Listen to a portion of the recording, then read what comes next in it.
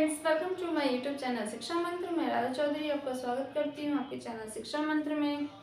Friends, आज हम पढ़ेंगे एनईपी, जिसे हम एनपीई के नाम से भी जानते हैं। तो एनईपी 2020 मतलब नेशनल एजुकेशन पॉलिसी, कई बार आप इसको NPE national education of policy के नाम से भी जाना जाता है। तो ये जो है ये आपका 2020 क्या है। 2020 क्यों हम बोल रहे हैं, इससे पहले भी हमारी बहुत सारी पॉलिसी आई है। इससे पहले जो हमारी पॉलिसी आई है 1968, 1986, 1991, 92 में, उसके बाद अभी आई है। ये जब जब पॉलिसी आती है, जब जब हमें लगता है कि या जब जब इनकी जो हमारे कमेटी है या जो इनके जो शिक्षा के क्षेत्र में जो अपना योगदान दे रहे हैं, उनको लगता है कि शिक्षा के क्षेत्र में कुछ सुधार की जरूरत है, शिक्षा के क्षेत्र को अच्छे से बेहतर करना है। जैसे पहली कमेटी जब हमारी आई थी वो आई थी 1968 में, ये आई थी इंदिरा गांधी जी के टाइम पे। उसके बाद हमारी आई राजीव गांधी जी के टाइम पे, फिर 91-92 में आया। तो ये सब क्या था, ये सब एक था शिक्षा के क्षेत्र में रिफॉर्म करने का, मतलब शिक्षा की व्यवस्था को और बेहतर करने का, कि हम कैसे, कौन सी कमी है जिसको हम निकाल कर और उसमें कौन सी अच्छी चीज़ हम डालें, जिससे बच्चों की जो स्कूली शिक्षा है, जो हमारे देश का भविष्य है, उसको हम कैसे बेहतर बनाएं। तो फ्रेंड्स, ये जो पॉलिसी है ये आप समझिए कि 1986 का ही रिफॉर्म है, जो कि 2020 में है। 1986 को ही जो इसमें पॉलिसी में चीजें थी उसी में से कुछ परिवर्तन करके 2020 में ये नई पॉलिसी लाई गई है। तो कई बार क्वेश्चंस पूछ लिया जाता है ये किसका रूपांतरण है, तो ये 1986 को ही रिफॉर्म करके 2020 में लाया गया, लगभग 34 साल के बाद। कितने साल के बाद फ्रेंड्स? 34 ईयर। अब इसको रिफॉर्म करने की जरूरत क्या थी, क्यों बदला?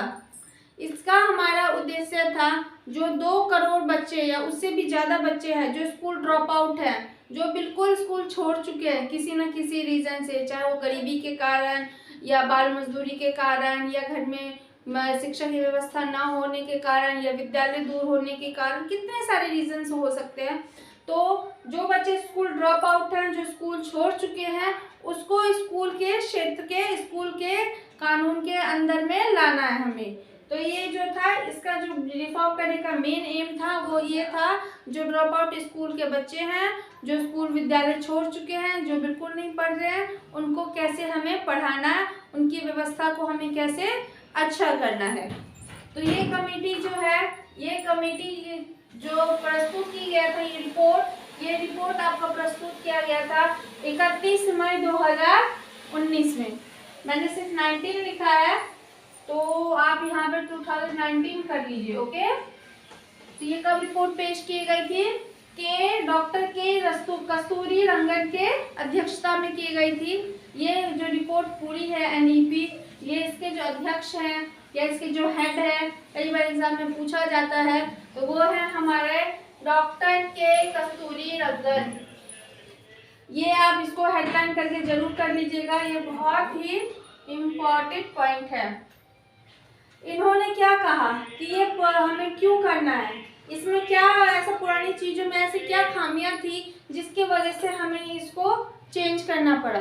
क्यों हमें चेंज करना पड़ा? तो हमें चेंज करना पड़ा मेन है बच्चों का इवैल्यूएशन करने के लिए, कि बच्चों की पढ़ाई जो है उसका जो इवैल्यूएशन है, उसका जो स्ट्रक्चर है, उसको कैसे हम और अच्छा करें, होलिस्टिक डेवलपमेंट के लिए। किस लिए चेंज करना पड़ा? Holistic development. तो देखिए फ्रेंड्स, जो इसका पहला जो पैटर्न था, पहले जो डेवलपमेंट पहले जो असेसमेंट होता था, इवैल्यूएशन होता था, पहले जो हमारी पढ़ाई का स्ट्रक्चर था वो था 10+2। हम 10वीं तक वैसे ही नॉर्मल पढ़ते थे, उसके बाद हम 11वीं करते थे, हमारी स्कूली पढ़ाई खत्म, उसके बाद हम हायर एजुकेशन के लिए चले जाते हैं। अब क्या हो गया, अब इसको पूरा चेंज कर दिया गया है। तो कई बार पूछ लिया जाता है कि ओल्ड पैटर्न क्या था। तो ओल्ड पैटर्न सबको पता ही है, सब पढ़ के आए हैं, आप सब शिक्षक बनने आए हैं, इसी पैटर्न से पढ़े होंगे सब। तो ओल्ड पैटर्न था हमारा 10+2। उसके बाद अब हमारा न्यू पैटर्न क्या है वो देख लेते हैं।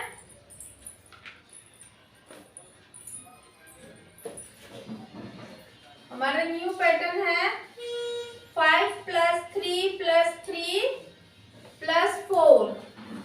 अब ये पैटर्न क्या है इसको अच्छे से समझते हैं। इसको बनाने की क्या आवश्यकता पड़ी, कौन से एज के बच्चे कौन से पैटर्न में इसमें भाग ले सकते हैं, एडमिशन हो सकता है बच्चों का, इस सब के बारे में डिटेल्स में पढ़ेंगे आज हम।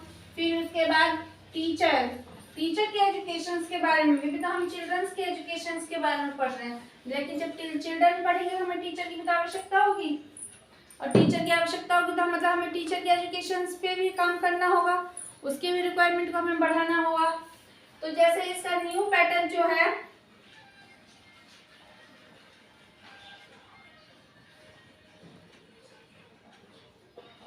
वो है आपका 5+3+3+4। यह है न्यू पैटर्न। अब ये 5+ का क्या है देखिए, जो स्टार्टिंग के 5 साल होंगे, मतलब बच्चा जब स्कूल जाएगा, जब विद्यालय जाएगा, तो वो 3 इयर्स की एज में जाएगा। कितनी इयर्स की एज में? 3 इयर्स की एज में। अब 5 साल मतलब 3 to 8 ईयर। इसमें बच्चा क्या पढ़ेगा? इसमें बच्चा आपका नर्सरी या प्ले वे बोल सकते हैं या आंगनबाड़ी बोल सकते हैं, ठीक है। नर्सरी, LKG प्लस में UKG, क्लास 1 और क्लास 2, ये बच्चा पढ़ेगा। ये स्टार्टिंग के 5 साल जो हम 5 बोलते हैं, फर्स्ट स्टेज, ठीक है, 5 ईयर की। इसे बोला जाता है फाउंडेशन स्टेज। कौन सा स्टेज फ्रेंड्स? Foundation stage. कई बार पूछ लिया जाता है फाउंडेशन स्टेज में बच्चा कितने साल के लिए, कितने साल में प्रवेश करेगा? तो 3 इयर्स में प्रवेश करेगा। कितने इयर्स का होता है फाउंडेशन स्टेज? 5 इयर्स का होता है। सेकंड जो है आपका 3, तो इसमें बच्चा आपका 8 to 11 इयर्स में प्रवेश करेगा। इसमें बच्चा क्या पढ़ेगा? क्लास 3 पढ़ेगा, क्लास 4 पढ़ेगा, प्लस में क्लास 5 पढ़ेगा। ओके, ये स्टेज जो होती है ये सेकंड स्टेज होती है 3 इयर्स की। इसे बोलते हैं प्रीपरेटरी स्टेज।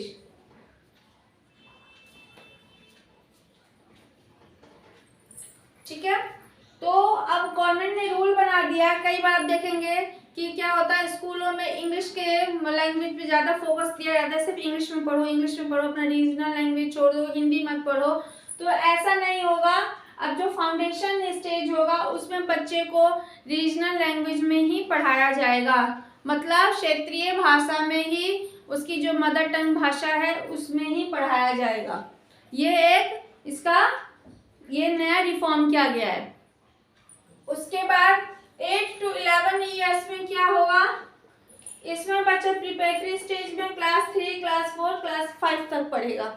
उसके बाद यहाँ से बच्चे का स्टार्ट हो जाएगा वोकेशनल स्टेज, जिसे हम मिडिल स्टेज भी बोलते हैं, क्लास 6 से। यहाँ तक तो बच्चा हंसता खेलता पढ़ लेगा। उसके बाद मिडिल स्टेज में क्या होगा? इसमें बच्चे की रुचि पर ध्यान दिया जाएगा कि कौन सा बच्चा कितना अच्छा पढ़ रहा है, कौन से बच्चे की किस चीज़ में एक्टिविटी में ज़्यादा इंटरेस्ट है। हो सकता है कोई बच्चा पढ़ाई में ना इंटरेस्ट लेके स्पोर्ट्स में इंटरेस्ट ले रहा है, कोई आर्ट में इंटरेस्ट ले रहा है, कोई जिम्नास्टिक में ले रहा है। तो उसकी पूरी एक्टिविटी को ध्यान में रखते हुए आपका जो फाउंडेशन स्टेज होगा, जो कि होगा 11 ईयर से लेके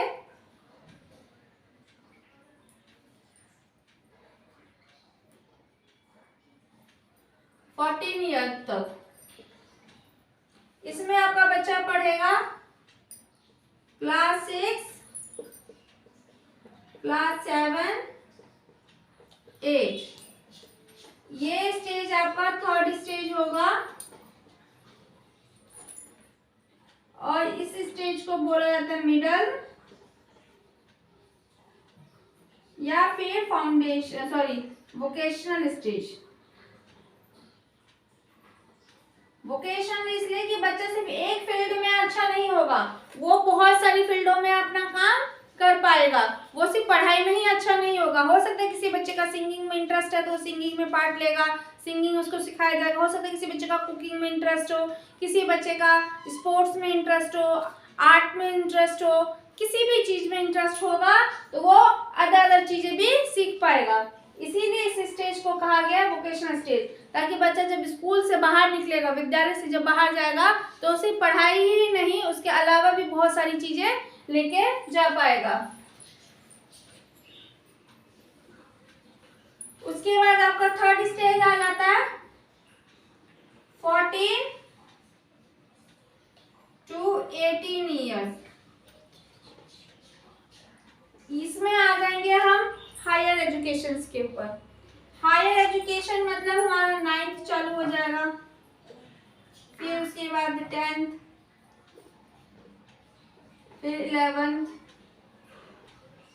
एंड फिर 12th।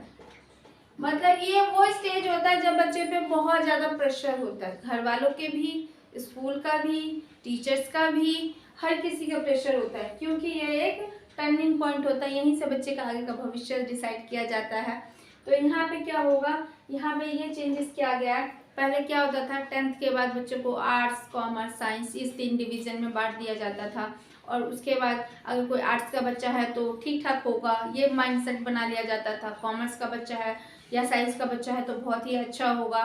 तो उस माइंडसेट को ये पूरा का पूरा खंडन करता है, पूरा का पूरा तोड़ता है। यहाँ पे बोला गया है कि नहीं, ऐसा नहीं होगा।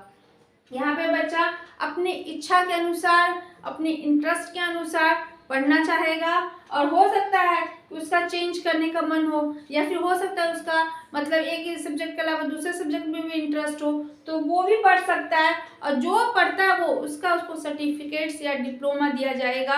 अगर वो उसके बाद वो उसके आगे आने वाले भविष्य में वो उसका एक पॉइंट इंक्लूड होगा।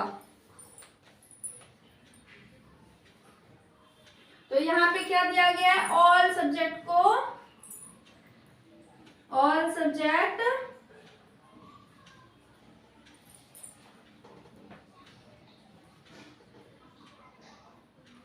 इक्वल। ये नहीं है कि साइंस का बच्चा तो बहुत इंटेलिजेंट है, आर्ट्स का बच्चा तो इंटेलिजेंट नहीं है, म्यूजिक का बच्चा है, स्पोर्ट्स का बच्चा तो ऐसा ही है, ऐसा नहीं है। यहाँ पे ऑल सब्जेक्ट को इक्वली दिया गया। हर एक क्षेत्र में बच्चा अपना करियर बना सकता है और उसमें वो बहुत अच्छा कर सकता है अपने इंटरेस्ट के अनुसार। ये तो हो गए इसके 4 स्टेजेस, जैसे मैंने आपको बताया न्यू पैटर्न का 5 + 3 + 3 + 4। ओके,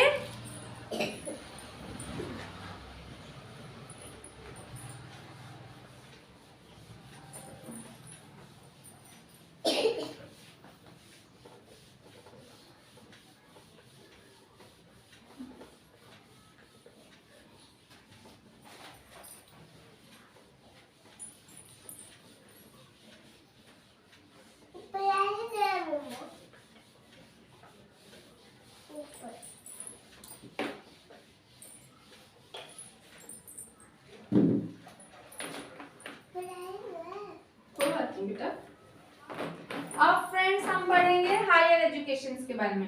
12th के बाद बच्चा हायर एजुकेशन के लिए स्कूल से बाहर निकलेगा,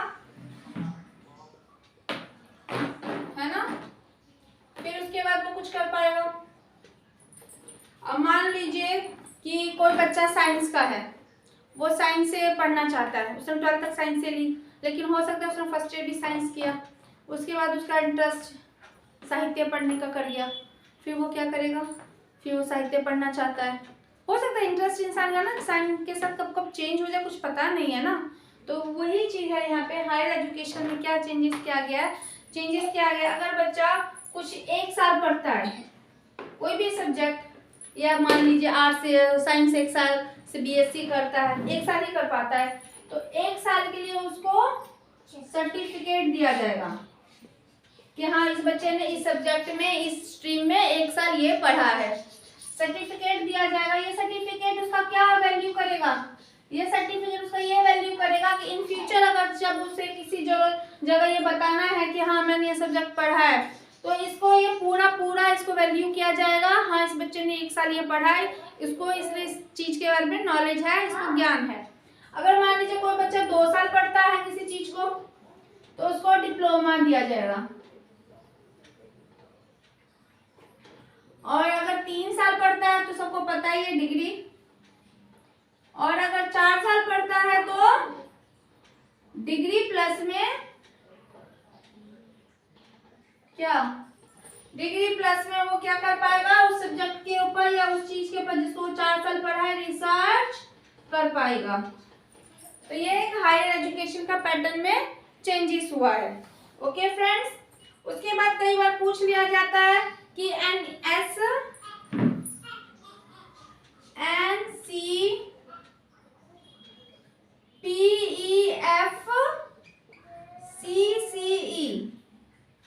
ये क्या है? तो फ्रेंड्स ये जो है एक नेशनल करिकुलर, इसका जो फुल फॉर्म कई बार पूछ लिया जाता है, इसका फुल फॉर्म बताइए। तो इसका जो फुल फॉर्म है वो है national curricular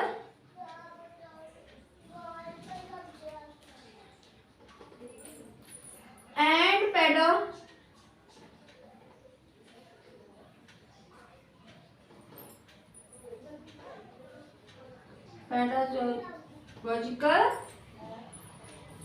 framework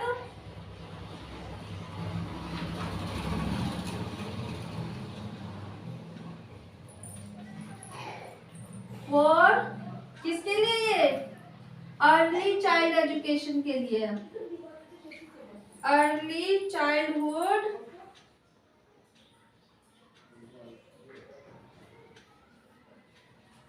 care and education.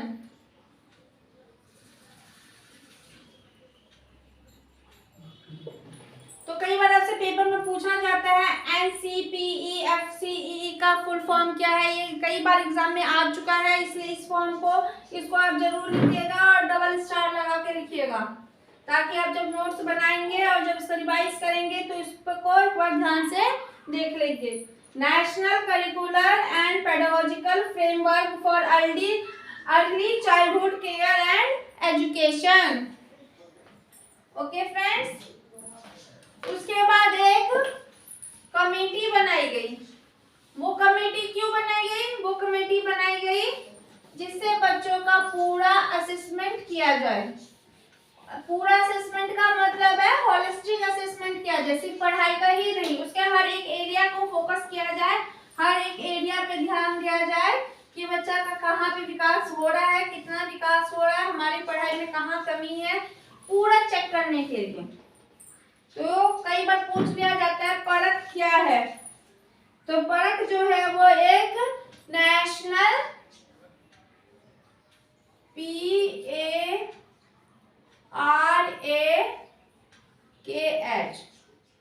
परख जो है वो एक क्या है? वो है a new national assessment committee. National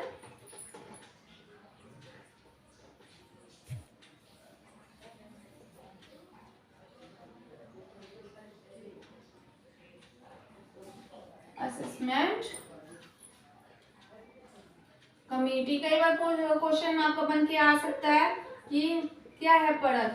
committee है, असेसमेंट कमेटी है, उसके बाद इवैल्यूएशन कमेटी है, या फिर और कुछ करके आ सकता है।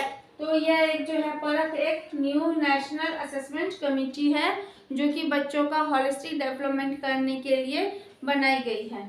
तो परख का फुल फॉर्म एक बार आप लोग लिख लीजिए, ये भी बहुत इम्पोर्टेंट है।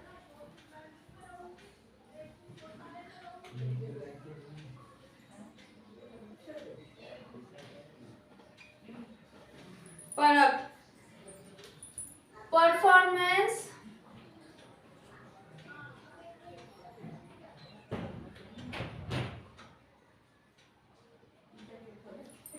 Performance assessment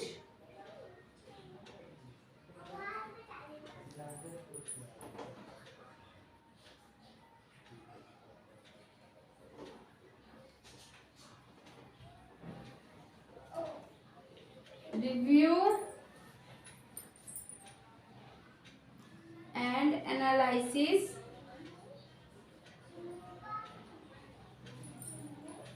of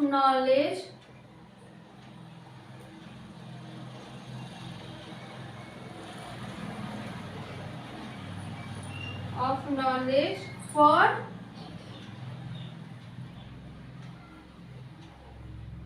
holistic development.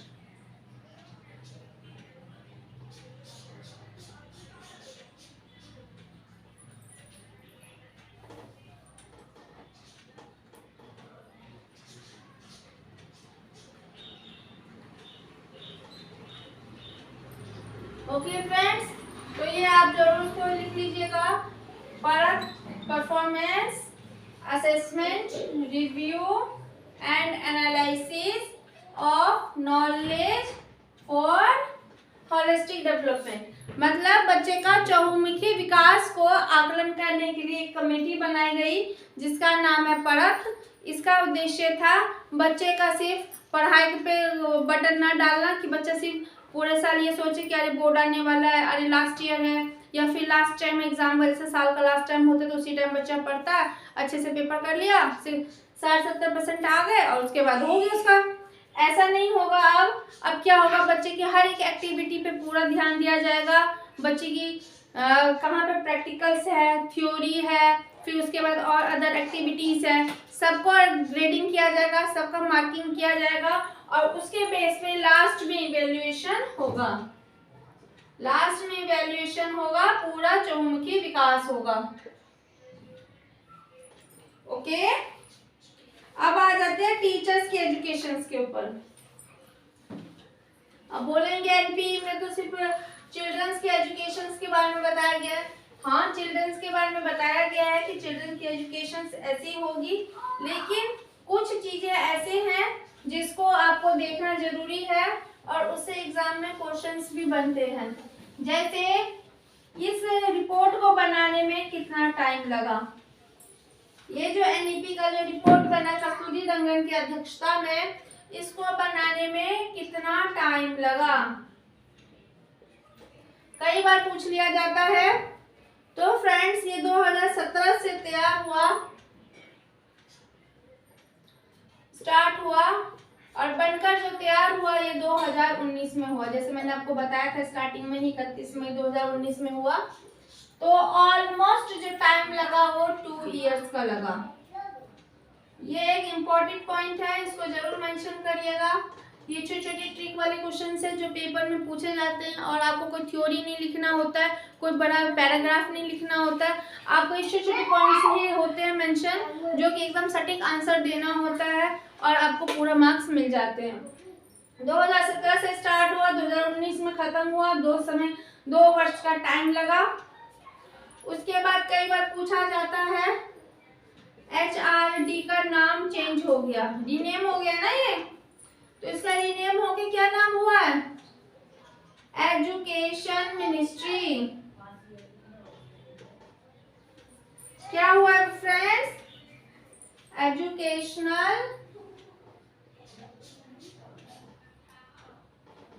और इसके जो मिनिस्टर होंगे वो होंगे एजुकेशन मिनिस्टर। ये रीनेम हुआ है। ओके, ये छोटे छोटे चीज है जो कि आपको देखने की बहुत जरूरत है और इससे कई बार क्वेश्चंस पूछा जाता है। उसके बाद बोला गया है कि टीचर्स को, जैसे मैंने आपको बताया कि 2 करोड़ बच्चों को शिक्षा के अंदर में लाया जाएगा, तो इतने सारे बच्चों को लाया जाएगा मतलब इतने सारे विद्यालय बनेंगे, इतने सारे टीचर्स की जरूरत पड़ेगी, टीचर्स की भर्ती होगी। जब टीचर्स की भर्ती होगी तो टीचर्स के एजुकेशन पे भी ध्यान दिया जाएगा। जब बच्चे को इतना सारा विकास किया जाएगा तो टीचर्स का भी तो विकास होगा, टीचर्स का विकास होगा तभी बच्चों का विकास हो पाएगा। तो टीचर्स के विकास के लिए उन्होंने बोला है कि 2030 तक, 2000 अभी ऑफिशियली नहीं आया लेकिन हो सकता है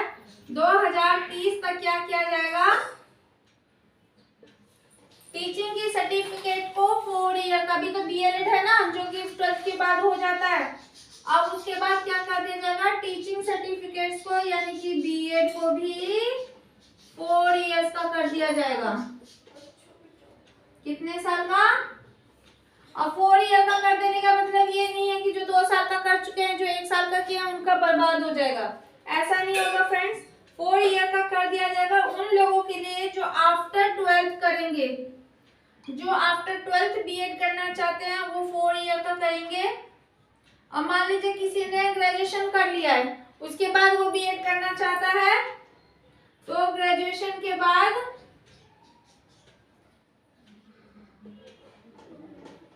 2 ईयर का होगा।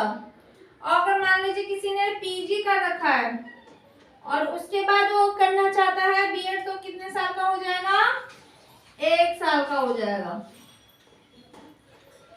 ओके फ्रेंड्स, अब मान लीजिए किसी ने मास्टर्स कर रखा है, बीटेक कर रखा है, लेकिन वो सोच रहा है कि मुझे टीचर बनना है, तो क्या करेगा वो? अगर उसको टीचर बनना है मास्टर्स के बाद तो 1 साल का बीएड करेगा, उसके बाद वो कर लेगा। ये तो ना उसको 4 साल दोबारा से पीछे जाना पड़ेगा। मतलब ये सब कुछ दिया जाएगा बच्चे को उसकी एजुकेशन के हिसाब से, कौन सी चीजें बच्चों के लिए अच्छा है, टीचर कैसे बच्चों के लिए अच्छे कर सकते हैं।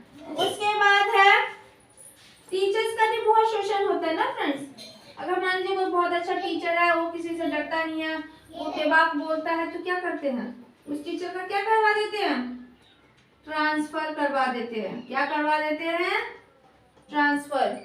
तो ऐसे अनरीजनेबल ट्रांसफर को कम किया जाएगा, मतलब जो बहुत ही रीजनेबल ट्रांसफर होगा, बहुत ही कम ट्रांसफर किया जाएगा, जिससे बच्चे का एक टीचर के साथ लगाव हो जाता है, एक कॉन्सेप्ट क्लियर हो जाता है, वो टीचर से समझना चाहता है, पढ़ना चाहता है। लेकिन अगर 1 साल की पढ़ाई में 1 साल का जो आपका पूरा टाइम पीरियड होता है क्लास के लिए, उसमें अगर 4 बार टीचर ही चेंज हो जाएगा तो बच्चे का कहाँ से विकास होगा।